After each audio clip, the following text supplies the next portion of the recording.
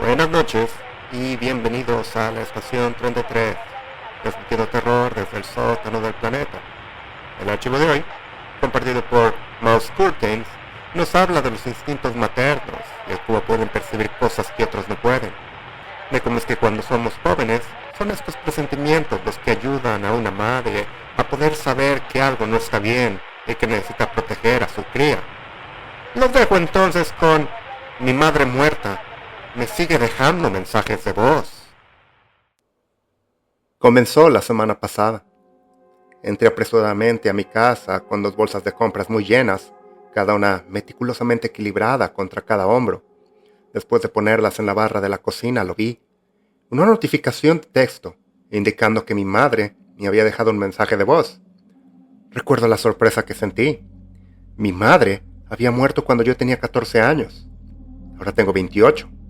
Murió de cáncer de mama. Murió lentamente. Incluso los médicos y enfermeras no podían creer cómo había sido capaz de aguantar tanta agonía durante tanto tiempo. Obviamente, razoné que su número finalmente había sido asignado a otra persona, y esa persona había llamado accidentalmente al número equivocado. Pero cuando revisé, no hubo llamadas del número. Su número. Solo el correo de voz. Decidí no escucharlo. Nunca escucho mensajes de voz. Luego, al día siguiente, volvió a suceder. Por la mañana. Terminé de prepararme para el trabajo, traje y corbata, y nuevamente un mensaje de texto. Perdiste una llamada mía a las 7:43. Revisa el correo de voz. Era el mismo mensaje automático, sin registro de ninguna llamada realizada cuando revisé mi historial de llamadas.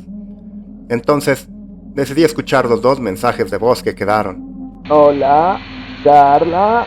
La voz era estática, pero podía ver claramente que era la voz de mi madre. Casi salté de mi asiento cuando la escuché por primera vez. Su inconfundible voz ronca que presagiaba años de quimioterapia. Carla, ¿cuándo te vas a casa? Me asustó mucho. Escuché el otro. Carla, estás ahí. Estás camino a casa. El segundo mensaje de voz salió disparado, como metal raspando contra roca. Le atribuí a mensajes de voz que nunca lograron enviar, aunque 14 años es mucho tiempo para que finalmente lleguen. En ese momento pensé que era ridículo concebir que mi madre, muerta hace mucho tiempo, en realidad estuviera contactándome desde el más allá. Esa noche salí, vi a mi amigo David y me emborraché muchísimo. De hecho, estaba tan borracha que le conté lo que me había estado pasando. Le puse los mensajes de voz. Deberían llamarla. Y Po sollozó y se frotó la nariz roja como un tomate. Así que lo hice. Por supuesto, la persona al otro lado de la línea no contestó. El teléfono sonó y luego saltó al buzón de voz. Deje un mensaje de voz. David pidió otra bebida, hipando de nuevo. No recuerdo lo que dije. Probablemente algunas malas palabras y una petición de que me dejaran en paz. Quiero decir, en ese momento no pensaba que fuera ella, mi madre. Al día siguiente, recibí varios mensajes de texto notificándome sobre llamadas perdidas y mensajes de voz dejados. Una vez más, no había llamadas, solo mensajes de voz. Recuerdo cómo mi cabeza palpitaba contra mi cráneo, lo que me provocaba ataques de molestia ante el descaro de este extraño de continuar acosándome en el nombre de mi madre. Entonces, escuché. Con cada uno, persistía el mismo audio confuso y chirriante, aunque aún más difícil de distinguir que antes. Carla, estás ahí. Estás camino a casa. Carla, no te atrevas a hablarme así. Yo soy tu madre. Escúchame. Carla, por favor, no te vayas a casa. Carla. El discurso se volvió más confuso. 236, Alfredo Cortázar. Yo soy madre. Carla, tu papá sabe cosas que ya olvidaste. Él sabe dónde estás. En ese último mi cuerpo se congeló. Gotas frías de sudor corrían por mi espalda. La resaca no ayudó a alivianar mi ansiedad y corrí al baño a buscar mi medicación. Lorazepam. Me sentía enferma. ¿Qué se suponía que debía hacer? ¿Llamar a la policía? Sabía cómo funcionaban las leyes de acoso. Hasta que no haya una amenaza real, la policía no podía hacer nada. En ese momento, todo lo que sabía era quienquiera que estuviera al otro lado de la línea, haciéndose pasar por mi madre, sabía dónde vivía. Entonces hice lo único que sabía hacer. Llamé a papá. Bueno, mi padrastro. Pero yo siempre lo llamaba papá. Mi papá y yo tenemos una relación extraña. Mi madre no era una buena mujer, y a menudo regañaba a mi padre por ser deficiente en su extremadamente humilde opinión. Era una mujer controladora y conservadora que, a medida que empeoraba, se volvía cada vez menos tolerante con la naturaleza más errática y de espíritu libre de mi padre, porque no quería ser nada más que la hija ideal. Después de que mi hermanastro mayor se descarriló, separó a la familia y se unió a un extraño grupo de autoayuda. No defendía a mi papá de las diatribas verbales de mi madre. Él todavía pensaba que yo estaría a su lado hasta el día de hoy, a pesar de que ella ya no estaba. ¿Papá?, pregunté después de que se contestó la línea. Él no respondió. «Soy yo, Carla. Necesito ayuda». Finalmente escuché un suspiro y lo que sonó como un rasguño en su cuero cabelludo. Hola, hija. ¿Qué sucede? Mamá me ha estado dejando mensajes de voz. Bueno, alguien que está usando su número lo ha hecho. Me han estado acosando y ahora saben dónde vivo. ¿Podría quedarme un rato en tu casa o tal vez podrías darte la vuelta por aquí? Hubo una pausa embarazosa. Odio que todavía la llames así. ¿Qué? Madre, como si fuera un ícono o algo así. Yo soy papá, ella es madre. Otra pausa. ¿Pero y qué? ¿Alguien sabe dónde vives? ¿Has estado hablando con gente en línea otra vez? Estaba tan confundida. ¿Qué? No, ¿de qué estás hablando? Una risa profunda e irónica surgió del otro lado del teléfono. Obviamente estoy hablando de lo que solías hacer cuando eras más joven, Carla. Cuando estabas en esos correos electrónicos con extraños en línea. No tenía idea de qué estaba hablando. Nunca hice eso. Sí lo hiciste. Por eso no te permitían acceder a la computadora. Me sentí frustrada. Bueno, como sea, soy una adulta. ¿Por qué enviaría correos electrónicos extraños o lo que sea? Alguien sabe dónde vivo y necesito ayuda. Hubo silencio. No puedo ayudarte, Carla. Es hora de que aprendas a hacer las cosas por ti misma. Y me colgó. Y estaba sola, en mi casa, sabiendo que alguien sabía dónde vivía. Entonces llegó el viernes. Estaba nerviosa, aprensiva, por volver a casa después del trabajo.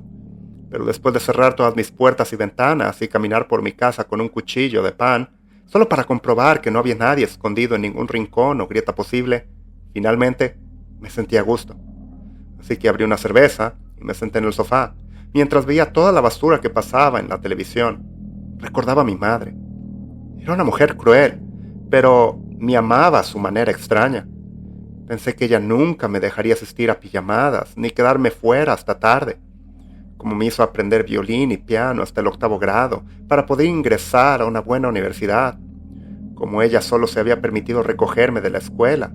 Cómo me había hecho pasar muchas noches repasando delante de ella en la mesa de la cocina y poniéndome a prueba después. Cómo me daba palmaditas en la espalda por sacar buenas notas. Cómo me vigilaba continuamente durante toda la noche. Como la mayor parte de esto solo sucedió una vez que mi hermanastro finalmente se mudó y nunca más volvió a contactarnos. Pensé un poco más. Qué frágil parecía en sus últimos meses. Cómo ella siempre miraba más allá de mi hombro, justo detrás de mí, a mi papá, incluso mientras me hablaba desde su cama. Cómo regañaba a mi papá, me decía que no era una buena persona y que debía tener cuidado. Siempre pensé que se volvió un poco loca al final. Entonces, un bip, un texto y un mensaje de voz. Escuché. La curiosidad me venció. Justo cuando estaba a punto de reproducirlo, llegó una avalancha de mensajes de voz. Yo reproducí el primero. Carla, tienes que tener mucho cuidado. Carla. Estaba tan borracha que no tenía idea de lo que quería decir. Reproducí el siguiente.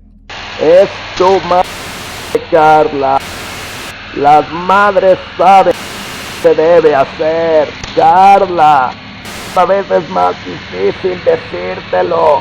No necesitas salir de ahí. Él está aquí. Alguien tocó la puerta de mi casa. Grité de miedo.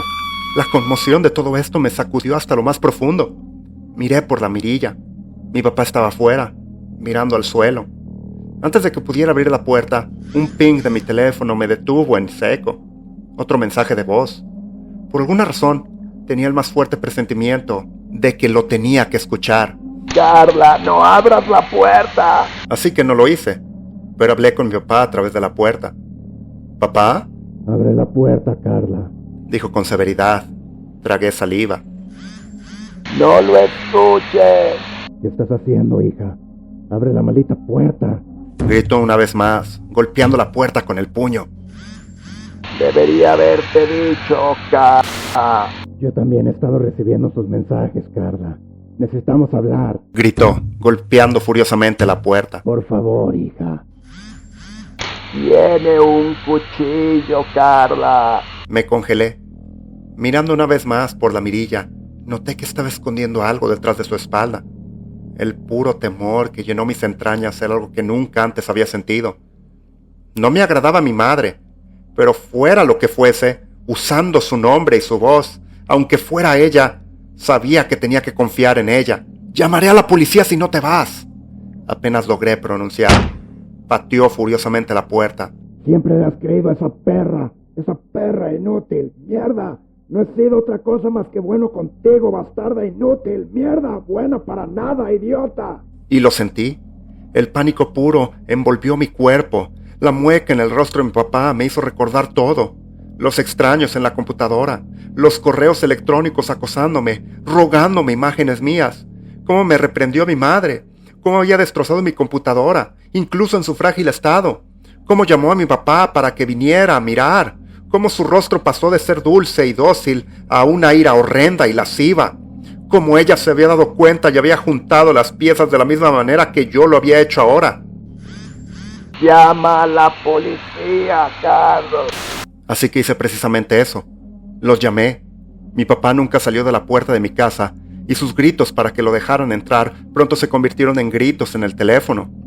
Supongo al número de mi madre, en el que escuché un mensaje de voz tras otro que él le dejó a ella, gritos de angustia que derivaban en agonizantes súplicas de perdón, como un pecador en un confesionario.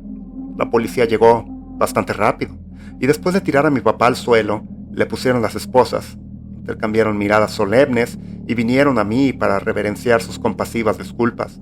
Parecía que me habían reconocido, incluso en mi estado adulto, como una persona que había aparecido en muchos foros de la web oscura, foros con fines desagradables.